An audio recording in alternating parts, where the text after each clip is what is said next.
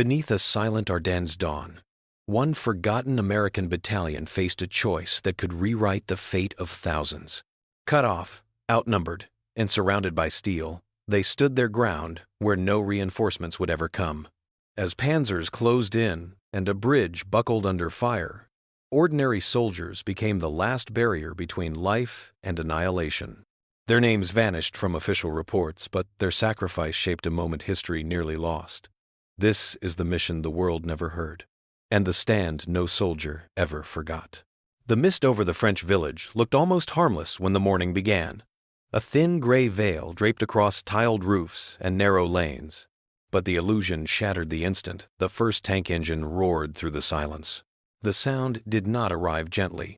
It slammed into the valley in a growing metallic thunder, joined one after another by the harsh growl of more engines, until 10 German Panzers were grinding forward in a formation so precise that it felt less like an army and more like a machine set in motion far beyond human control. The village lay just east of the Ardennes, a cluster of stone houses and barns pressed between low hills and a winding river.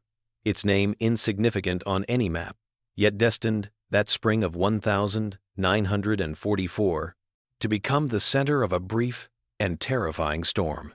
Fields that had known only plows and livestock now hid trenches and camouflaged gun positions, while telephone wires sagged between rough wooden poles like nervous lifelines linking the scattered Allied units. Assigned to hold this quiet sector, the frontier was supposed to be stable, a place where exhausted infantry could rest, reorganize, and wait for the next phase of the Allied push deeper into occupied Europe.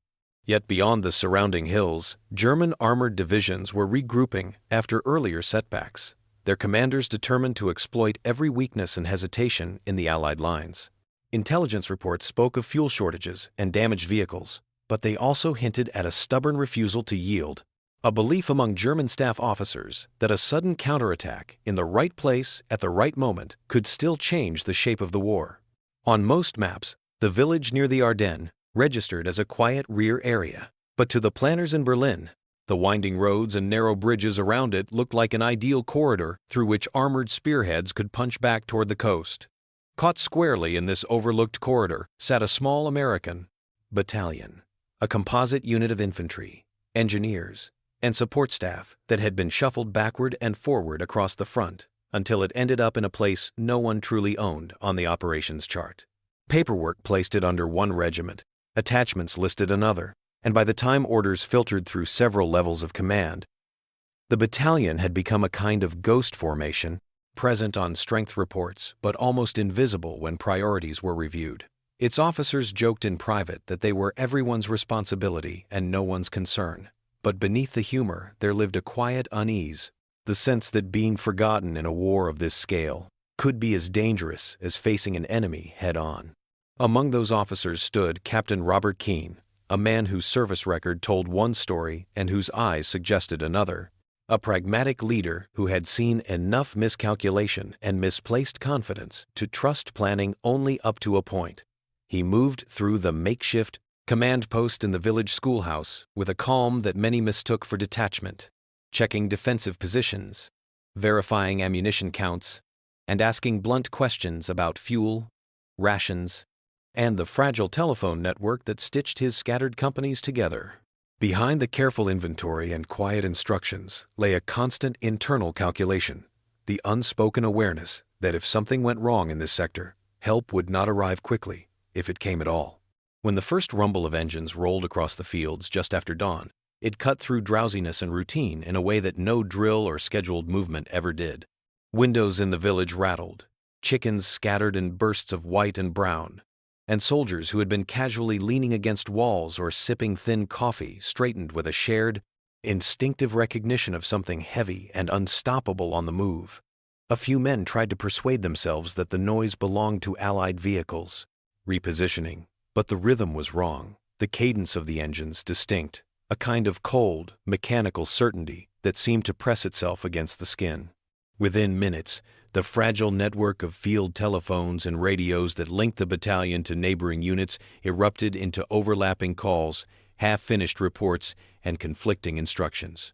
Voices spoke of unknown armor sighted on the ridges, of dust plumes on distant roads, of orders to hold, then fallback orders, then unclear references to higher command that had not yet decided whether this was a feint, a local probe, or the beginning of something far more serious. Out on the forward slopes, small Allied detachments watched in mute astonishment as the 10 Panzers emerged from the mist like a black armored column. Each vehicle spaced with disciplined precision, turrets slowly turning, as if taking the measure of every field, lane, and hedgerow ahead of them. The tanks did not rush. They advanced with a steady, unhurried momentum that felt more unnerving than any frantic charge, pausing only long enough for their commanders to scan the landscape and adjust formation by a few measured yards. Behind them, support vehicles and infantry followed in carefully spaced lines, the entire column moving with the kind of synchronized efficiency that turned open fields into corridors and side roads into potential traps for anyone unlucky enough to be caught in the wrong place. Shells began to land not on people but on empty crossroads, road signs, and suspected observation posts, tearing up earth, shattering stone, and sending splinters of wood and tile spinning through the air as harsh punctuation marks to the mechanical advance. Inside the schoolhouse, the battalion's command room seemed to shrink as reports arrived too quickly to record.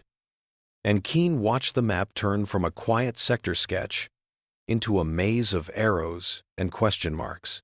Moments later, telephones went dead in rapid succession. Radios dissolved into formless static, and as the room fell into a stunned quiet, Keane understood that his battalion stood alone, surrounded on every side as the Panzers closed in. The haze over the broken village thickened into a heavy gray wall, clinging to shattered rooftops and drifting through alleys where moments earlier men had scrambled for cover. It was a smoke born from chaos, layered with dust, burning fuel, and the metallic sting of ruptured machinery. Yet in that suffocating cloud, as scattered units dissolved and command fractured into silence, something else began to take shape. It was not written in orders or issued from headquarters, but forged out of desperation itself, an instinctive push toward purpose when structure had collapsed. For Captain Robert Keane, leadership did not rise from rank. It rose from the eyes of the soldiers who now looked to him because no one else remained. He swept through the ruins of the schoolhouse that had served as their command post, moving past overturned tables, fallen maps, and the faint echo of unanswered radio calls. The battalion that had once held this village had been peeled apart by the precision of the Panzer assault, scattered into pockets of confused survivors. Keane understood he could not salvage the battalion as a whole, but he could carve something functional from what remained. He sent word through couriers and shouted signals, gathering whoever still had enough strength, training, or will to stand. Within minutes, men emerged from shadowed corners, ditches, and collapsed rooms, some with torn sleeves, others with soot-blackened faces, all carrying the raw exhaustion that followed a sudden attack. From this shaken assembly, a smaller group coalesced around Keane men whose specialties and instincts might offer a chance, however narrow, at resisting the tightening German grip. Among them was Sergeant Miles "Red" Donovan, a lean demolition specialist with an unruly mess of auburn hair and a habit of analyzing every ruined structure with an engineer's cold focus. Donovan had earned a reputation for building and unbuilding at remarkable speed, and even now he studied the crumbled walls as though searching for new ways to stall the enemy advance. Beside him stood Private Lewis Grant, a quiet marksman from the south side of Chicago whose eyes missed little and whose demeanor remained remarkably steady despite the choking smoke. Grant carried a rifle with practiced ease. But what made him invaluable to Keane was not just accuracy. It was the patience he brought into every moment, a stillness that grounded the men around him, even as the world seemed to tilt sideways. The rest of the group consisted of engineers, medics, and infantrymen, a patchwork of skills pulled from different companies and different corners of the battalion. Some were shaken, others resolute, all understanding that whatever came next would not resemble any coordinated operation they had trained for. These men were no longer part of a formal defense line. They had become a makeshift resistance defined by proximity, instinct, and the sense that standing still meant disappearing beneath the rolling thunder of enemy armor. As Keane led them through the edges of the village, the full aftermath of the initial Panzer strike settled into focus. Convoys that had once carried supplies now lay abandoned, their cargo spilled across cracked pavement. Trucks sagged under collapsed frames, their hoods twisted upward like broken wings. Burned-out vehicles dotted the roadside, not from direct fire, but from ruptured fuel lines and the chain reaction of explosions triggered by the ground-shaking advance. The air clung to a bitter tang of scorched metal, mingling with the distant hum of retreating engines. Wounded soldiers waited wherever they could find shelter, behind stone walls, beneath wagons, or in shallow depressions carved into the earth, tending to one another with what supplies remained. Every step through the wreckage tightened something in Keane's chest, not out of fear, but out of an increasing certainty that survival alone was no longer their only responsibility. Word reached him from 2 medics who had scouted the northern road. A civilian convoy had been caught in the chaos just outside the village. Families fleeing the front had taken a wrong turn, then found themselves trapped when the German spearhead closed the main routes. They had sought cover in an abandoned orchard, clustering their makeshift wagons, bicycles, and handcarts under whatever trees remained standing. The medics had spotted them from a distance, but had been forced to pull back before drawing attention. Keane understood instantly what it meant. These civilians had no reason to believe help would come. And if the German armor swept through again, their refuge would offer no protection. Walking away would increase the odds that his small group might slip through the tightening ring of enemy movement, yet the idea of leaving unprotected families in the path of advancing columns lodged heavily in his mind. Survival was a rational goal, but humanity did not exist to serve rationality alone. When he gathered his group beneath the charred remains of a barn roof, he laid out the situation with a clarity that avoided any false promises. He explained the risk, the uncertainty, and the narrow window they had before the next wave of armored units repositioned. He made no speeches and issued no explicit command for volunteers. Yet the men around him exchanged glances that said more than words. Red Donovan stepped forward first, adjusting his pack with a steadying breath. Grant followed with a slight nod, his expression unreadable but resolute. One by one, the rest joined them, forming an unspoken agreement built not from strategy, but from moral defiance, a shared refusal to let desperation dictate their compass. The weight of that decision followed them as they prepared to move north toward the orchard. Every calculation in Keane's mind warned that the detour could trap them deeper behind enemy lines. Every instinct argued that the SPE's rightness of their choice came with a cost he would have to bear long after the smoke cleared. Yet the clarity of purpose steadied him in a way that command orders never could. In war, survival was a measure. Compassion was a declaration. The landscape ahead remained unnervingly quiet, but quiet in war rarely meant safety. As Keane lifted his hand to signal the group forward, a low vibration brushed through the ground. It grew steadily, pulsing through the earth in unmistakable rhythm. The men froze, listening as the distant hum rose into a deeper mechanical growl. From far beyond the northern ridge, another armored column was on the move, another line of Panzers rolling straight toward the path they now needed to take. The narrow road twisted out of the orchard like a lifeline pulled thin across the landscape, guiding Keane's group and the frightened civilians toward a single crossing that would determine whether anyone survived the tightening German encirclement. When they reached the ridge overlooking the river, the sight waiting below stopped them cold. An old stone bridge arched across the water, its weathered blocks pale beneath drifting smoke. The structure fragile yet steadfast in the midst of the chaos swallowing the valley. It was the only crossing for miles, the one remaining path that could carry the convoy to safety beyond the rolling hills. But even from a distance, Keane could see the wiring clinging under the arch like a makeshift web. The bridge had already been rigged for demolition. The engineers had prepared it days earlier, anticipating a controlled withdrawal that never came.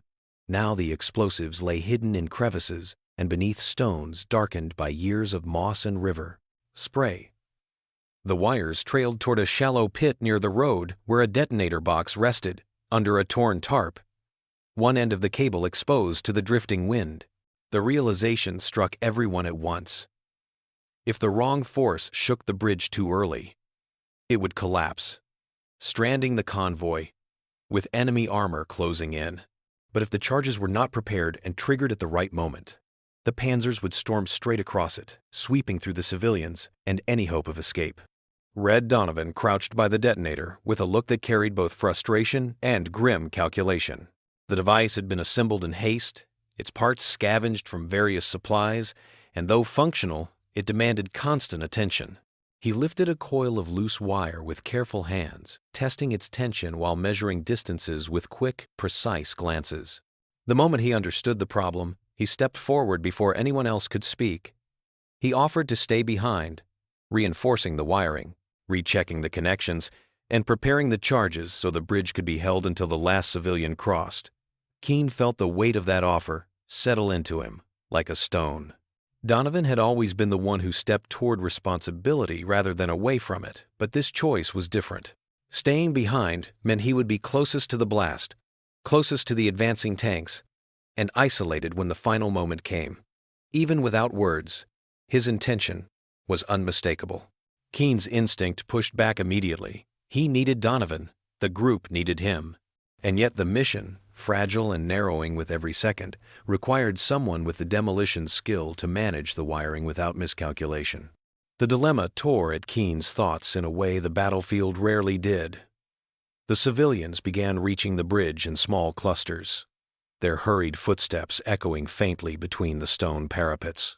Medics guided them forward with calm urgency, carrying children, steadying the elderly, and encouraging the frightened to keep moving across the span. Keene positioned Grant and the other soldiers along the ridge overlooking the valley, instructing them to watch for any sign of approaching armor. The air was unnervingly still for a moment, that quiet just before the world shifted again. Then, the first artillery impact struck somewhere beyond the southern road, sending a deep vibration through the earth that rattled loose dust from the bridge's arch. A second shell followed, landing closer, its impact trembling through the stones like an early warning. The valley erupted into a rolling drumbeat of detonations as German batteries began softening the ground for the advancing Panzers.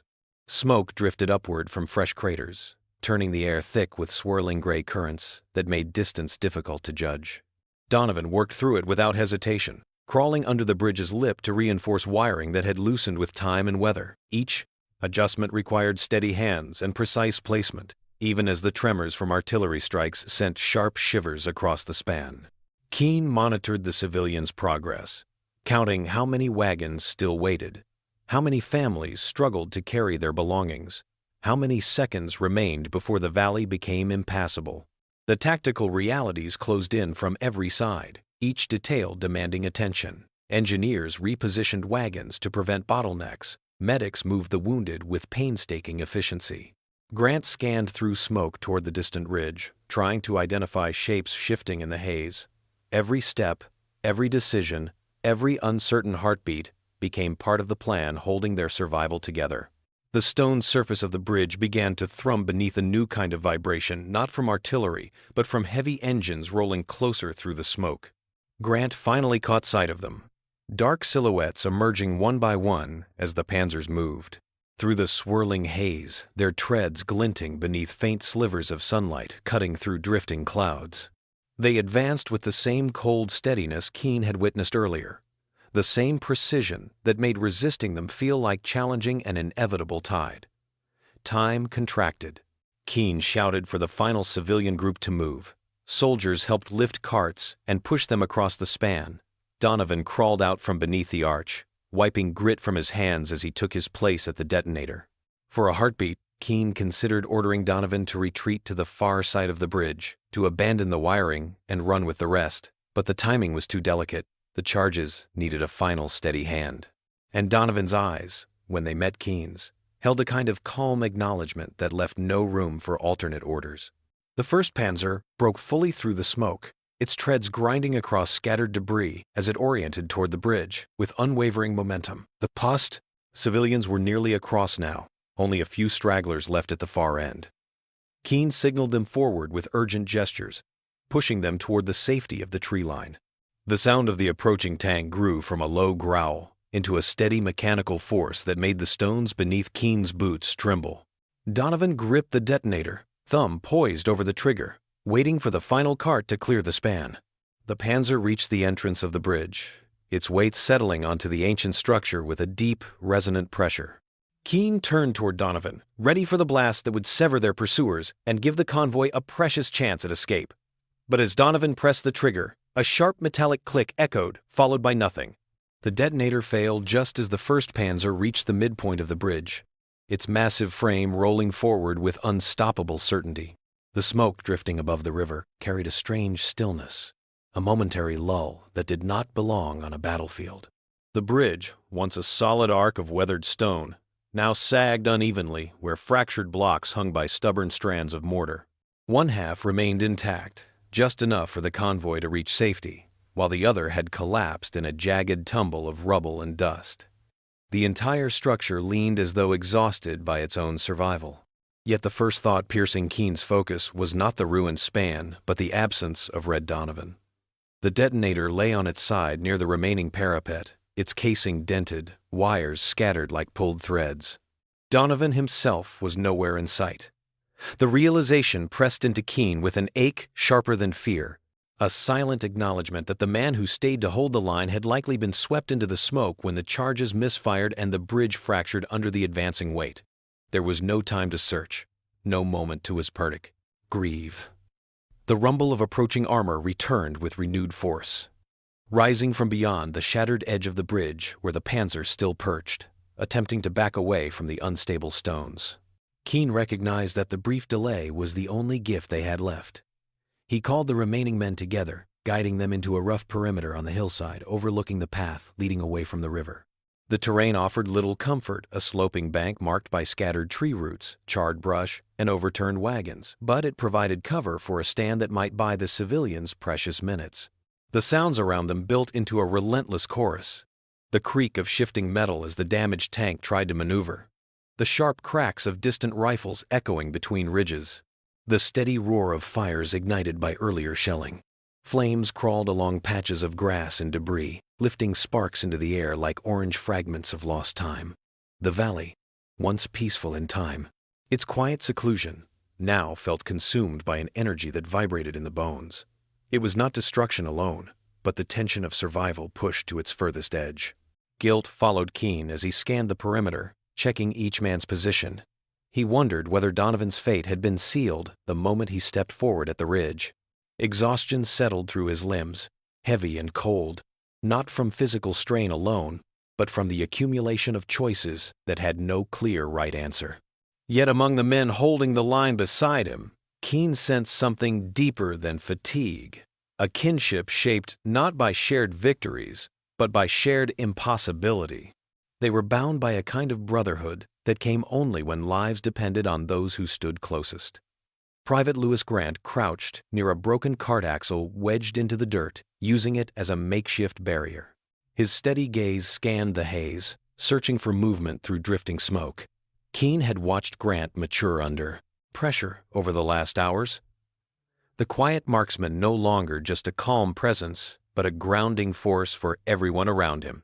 His silence held weight, the kind that steadied frayed nerves when the world narrowed into chaos. The group had no established defensive plan, no fortified positions, no reinforcements coming from any direction. Yet improvisation became strategy, as the men used what little the terrain offered. Engineers dragged debris from abandoned supply wagons into crude barricades along the slope. Medics repurposed metal frames and broken planks into shields for vulnerable gaps. Infantrymen chose vantage points where the incline created natural sightlines. It was a fragile makeshift stand, built from instinct and the unwillingness to yield. The mission, once a desperate push to save civilians, began to evolve. The civilians were already distant specks moving into the far hills, helped along by medics and the older engineers whose strength could no longer serve at the proper front. Keane watched them disappear into the landscape, knowing the cost that had carried them there. What remained for his group was not simply holding ground. It was about ensuring that what they did here, in this valley, at this broken bridge, beside the remnants of a choice no one would ever commemorate, meant something beyond survival. They were making a stand history would never record, but that did not lessen its necessity. Then the ridge opposite the river shuddered as fresh armor pushed forward. The first intact Panzer emerged with slow certainty, its dark silhouette rising through curtains of smoke.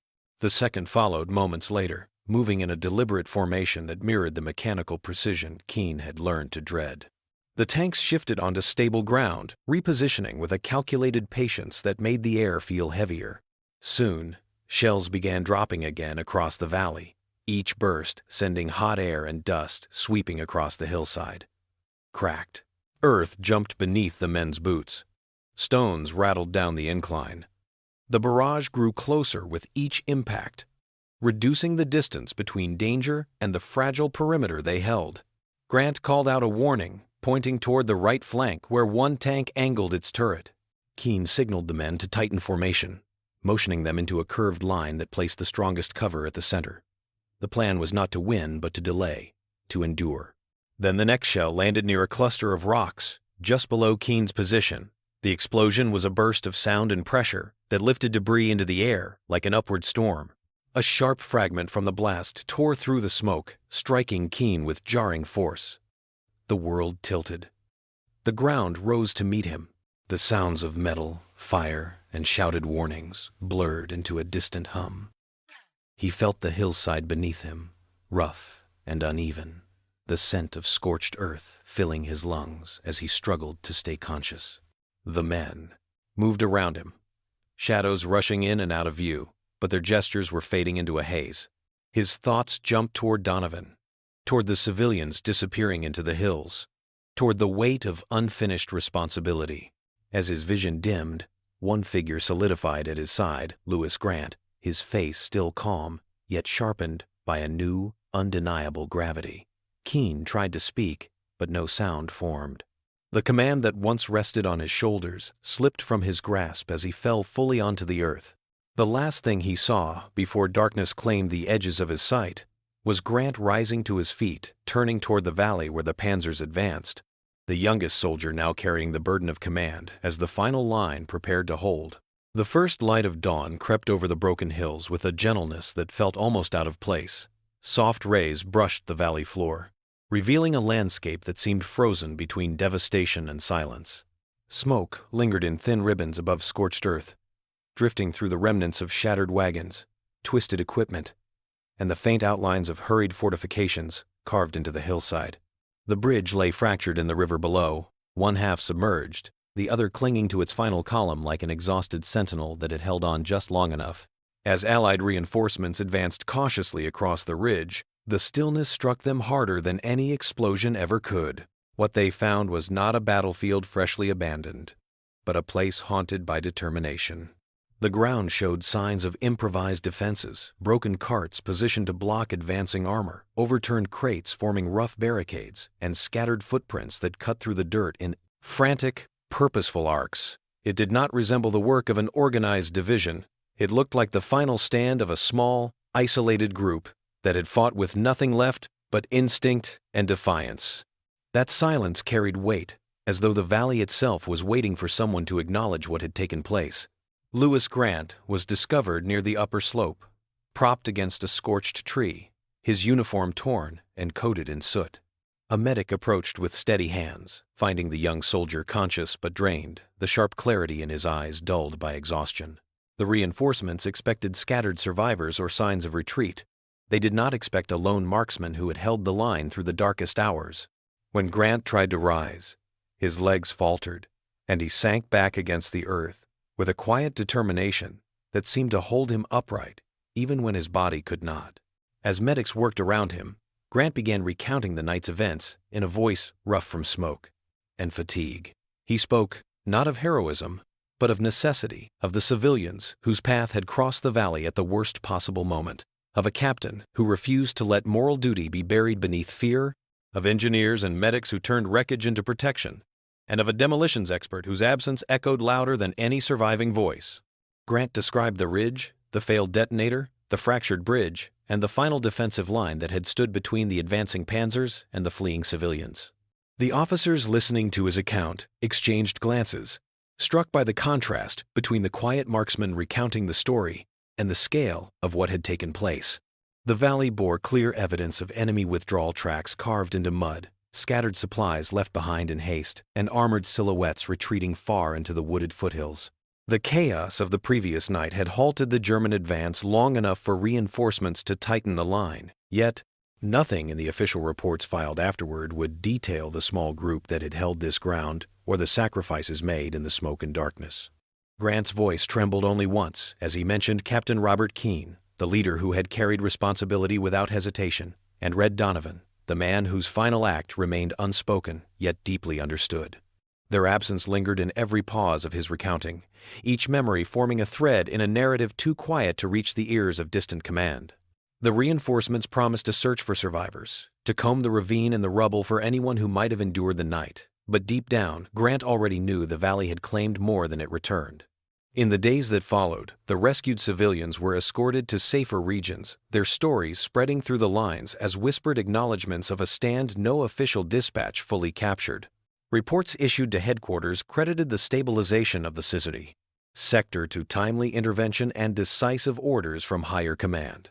The small unit sacrifices were condensed into a single line. Local resistance delayed enemy movement. No names. No mention of the fractured bridge. No memory of the hours carved from defiance and resolve. Grant recovered slowly, carrying with him the weight of what he had witnessed and survived. The war moved on, shifting from valley to town, from river to city, advancing toward its inevitable end. Yet the events of that night remained a fixed point in his memory, a place where faces, voices, and choices resurfaced in quiet moments, long after the noise of war faded. Years later, long after uniforms had been folded into drawers and medals tucked away in boxes, Grant traveled back to Europe. The valley, once torn apart by fire and steel, had grown peaceful again. Grass covered the scorched soil, young trees lined the hillside, and the river flowed beneath a newly built bridge that carried no scars from the past. At the entrance to a small memorial dedicated to civilians saved during the spring of 1944, granite plaques listed the names of families who survived, their histories preserved with dignity and gratitude. Grant walked the path slowly, stopping at the final marker, a modest stone bearing an inscription honoring those who aided the escape of many at great personal risk. No unit designation, no roster of names, no mention of Keane, Donovan, or the others who had stood on the ridge when the world narrowed to smoke and survival. Grant brushed his hand across the cool surface, not searching for recognition but acknowledging the absence. Their story lived in him, not in records. He closed his eyes for a moment, letting the wind roll over the valley in a gentle sweep. This was where their stand had taken root, not from orders, but from conviction. Not from strategy, but from sacrifice. The civilians who crossed that bridge had carried their futures forward because a handful of strangers refused to abandon them when logic demanded retreat. That was the heart of the mission, one born not from command, but from humanity itself. As Grant stepped back from the memorial, the valley stretched wide beneath the morning light, peaceful and unbroken. An aerial stillness settled across the hills. The same land once shaken by fire now resting in quiet resilience. History may not remember their names, but it remembers what they did. Stay with this journey into the shadows of World War II, where forgotten courage still echoes through the hills of the Ardennes. If stories of unrecorded heroism, moral grit, and impossible decisions resonate with you, there's more waiting just beyond this chapter. Dive deeper into the battles history overlooked and the sacrifices that shaped a nation's legacy. Your curiosity keeps these untold voices alive, and there are still missions left to uncover.